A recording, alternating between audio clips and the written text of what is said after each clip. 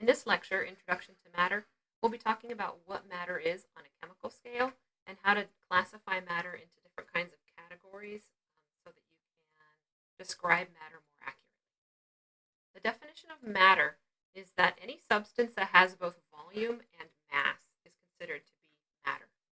Volume, as you know, is the amount of space an object occupies, so how much room it takes up. That's often measured in milliliters or liters.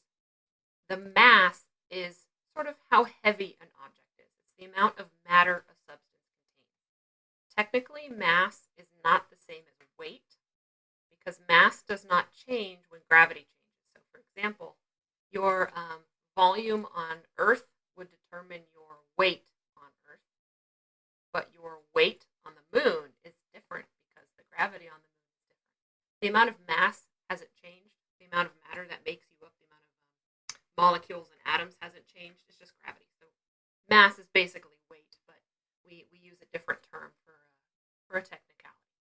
Everything in the universe is pretty much considered to be matter.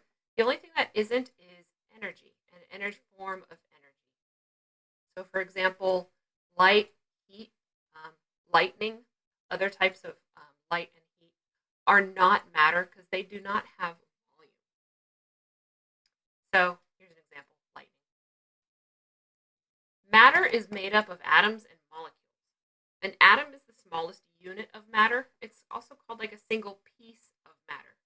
So, for example, you could have one oxygen atom, or one hydrogen atom, or one atom of any element on the periodic table. There are subatomic molecules, for example, proton, neutron, and electron, but those are not technically considered to be matter because an element or a substance that is just an electron doesn't have the same properties that we think of when we think of an atom of oxygen, for example. So the smallest unit of matter is defined as an atom, but an atom is not the smallest thing in the world. They're all smaller things, such as protons, neutrons, electrons, quarks, etc. If you have more than one atom bonded together, that's called a molecule. An example of a molecule would be O2. That's the oxygen gas that we breathe. H2O, water, is more than one atom that is bonded together. Two H's and O are bonded to make a water molecule. And what a bond is, and we'll talk about bonds in later chapters, a bond is basically a chemical connection between atoms that keeps them stuck together. There's two kinds of molecules, and it depends on what they are made of. A multi-atomic molecule is a molecule made of atoms of the same element bonded together.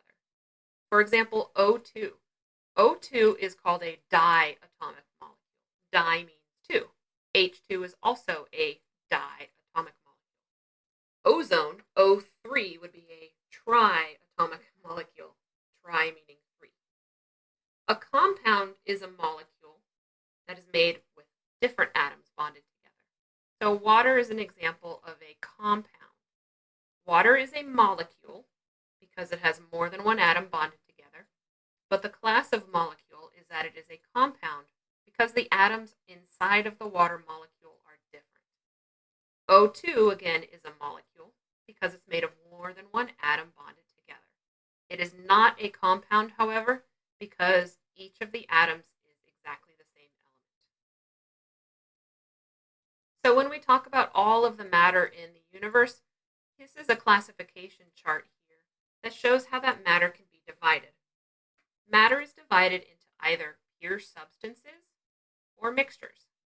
And as you will see on the following pages, a pure substance could be a compound or it could be an element. Water is a pure substance, even though it is made of more than one element, because in a glass of water, every single molecule in that water is made of the same molecule. So it is considered to be a pure substance. If you had a piece of carbon, that is also a pure substance because every single particle in that piece of carbon is the same atom. And of elements, elements can be combined. You could have a single atom, which is an element like one single atom of carbon. You can have a multi-atomic molecule, such as O2 gas, and that is still considered to be an pure substance in its elementary form because it is made of only one element. Now, if you have more than one substance that is not bonded together, that is called a mixture. There are two kinds of mixtures. One is called a homogeneous mixture. Another word for that is solution. And then there's also heterogeneous mixture. So as we said, a pure substance is a substance made of only one type of matter. That one type of matter could be one type of compound, such as one type of molecule, or it could be one type of element. So a compound as a pure substance would be a cube of sugar. One sugar molecule is considered to be a compound, but if you have a whole cube of sugar, it's made of only sugar molecules, so we would still just consider that to be a compound. If you had, for example, 5 liters of carbon dioxide gas, we would also consider that to be a compound because it's made of more than one type, it's made of more than one type of atom. But it is a pure substance because every piece of matter, the matter that makes up the CO2, is a molecule, and every molecule in a sample of CO2 is exactly the same. An element, again, is obviously a pure substance because it's made of only one type of atom. So that could be one single atom, or it could be an entire chunk of that same atom. This is an example of carbon. Carbon can exist in a few different forms, one of which is diamond, the other of which is graphite. Both of these are pure substances because they are purely made of carbon. What sets them apart is how the carbon is structured. So in the diamond, you can see that there are 1, 2, 3, 4, 5 carbon atoms bonded together in every, so there's like a set of 5, and then they are bonded to another set of 5, which is then bonded to another, and it makes this sort of like triangular pyramid shape, which is what gives carbon specific properties. When it's put together that way, it gives it the properties of diamond. In graphite, it makes more of these hexagon shapes, which are then bonded with a hexagon underneath it, which is then bonded to another one underneath it. And so this stacked form is what gives graphite its specific properties. But again, as you can see by looking at the molecular structure, both of these are pure substances made of only one type of atom. Table salt is a compound, and you can't tell just by looking at it because, again, it looks just like one pure homogeneous substance. But if you were to look at it on the atomic level, each of these salt crystals is made of sodium atoms and chlorine atoms that are bonded together into what makes a big crystal lattice. So this is sodium chloride, or table salt, is a compound because it is made of more than one kind of atom. Mixtures come in 2 flavors. There is a homogeneous mixture, as we said, and a heterogeneous mixture. And again, what sets a mixture apart from a compound is that the molecules and atoms that are in the mixture are mixed together, but not bonded. That is the key. A homogeneous mixture has this prefix homo. Homo means the same. And that is one way to help you remember a homogeneous mixture is something where it appears to be the same. For example, milk. Milk appears to be one substance. It doesn't look like a mixture. Salt water, if the salt is dissolved in the water, appears to be one substance. And that's because the ingredients within the mixture are evenly and uniformly distributed so that we don't see pieces of salt and pieces of water separately. A heterogeneous mixture, hetero, means different. So a heterogeneous mixture is a substance in which the ingredients look like different parts. And that's because they are mixed irregularly as opposed to evenly and uniformly. So for example, a salad is a classic heterogeneous mixture where you're going to have lettuce, which is very easily differentiated from whatever else is in your salad, the tomatoes and the salad dressing. Granola, you can easily pick the nuts out and see that there's raisins. You can see the different parts very easily. So for a few examples visually, sedimentary rock, a rock in which there's lots of different colors and textures, sand, and milk are all different types of mixtures because they have parts that are not bonded together. The milk is a homogeneous mixture that contains fats, and this is what some fat molecules look like here. They are very long chains of carbon and hydrogen with some oxygen.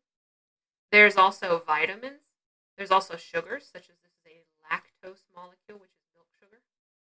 obviously there's water in milk, and there's lots of other molecules in milk. It doesn't look like there's all those different parts. So there's not a water layer and a lactose layer and a fat layer. It's all combined or homogenized. So milk is a solution, also called a homogeneous mixture. And if you look at your milk, if you buy milk at home, go home and look at your milk, and you'll see the word homogenized, which comes from this root homogeneous, which means that it's all been mixed together. The sedimentary rock, in contrast, is a heterogeneous mixture because you can see that there's lots of different pieces and kinds of material all clumped together. So you can see there's chunks that look like maybe they come from different minerals, like maybe there's some pyrite or quartz.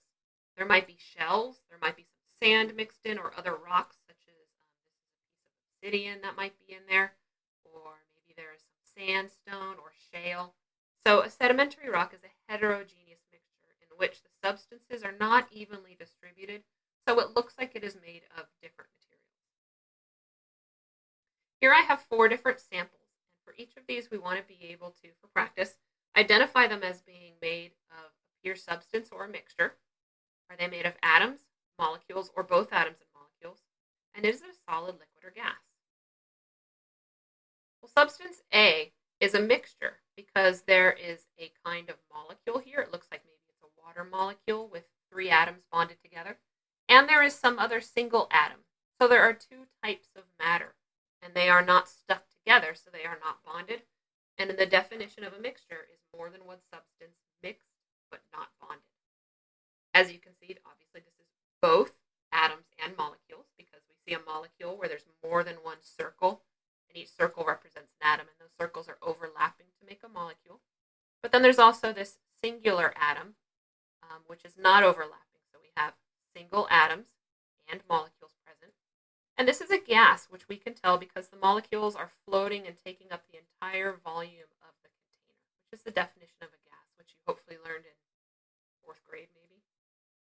Substance number 2 is a pure substance because it is made of a molecule and another molecule and another molecule, all 3 of which are identical.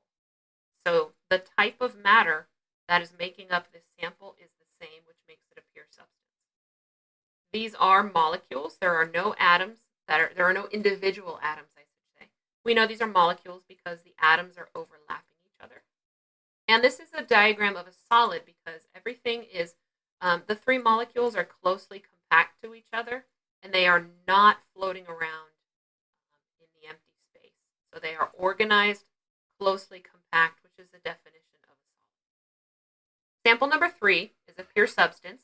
It is made of these single circles, which are atoms, and every atom is the same size and the same color, so that's representing it's all the same type of atom, which makes it a pure substance.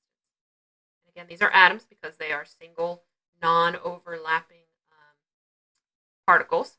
And this is a liquid. We know it's a liquid because it is not floating and taking up the empty space in the container, but it is not organized. We see that they are not in rows like in the last example, all 3 molecules were nicely, neatly in a row. In this case, they are randomly spaced out. And in sample number 4, we have big circles, small circles, not touching, which means we have 2 different kinds of atoms that are not bonded, which again is the definition of a mixture. These are atoms because they're single circles, and this is a gas because it is taking up the shape and size of its container. Finally, we have 4 different substances here: iron, air, water, and N2 gas, and we want to see how we can classify those. Well, the iron is an element, we know, because it's on the periodic table, and it is also an atom because it is a single element. Iron does not, there is only one element listed in its name, so it is not a compound or a mixture or a molecule. Air is not on the periodic table, so it is not an atom or an element. Air is also not listed as one single molecule, so it's not a molecule, it is a mixture. Water, as you can see, is made of hydrogen and oxygen, so it is a compound, and all compounds are molecules. N2 is only made of N and N, so it is considered an element, but because there are 2 of them, it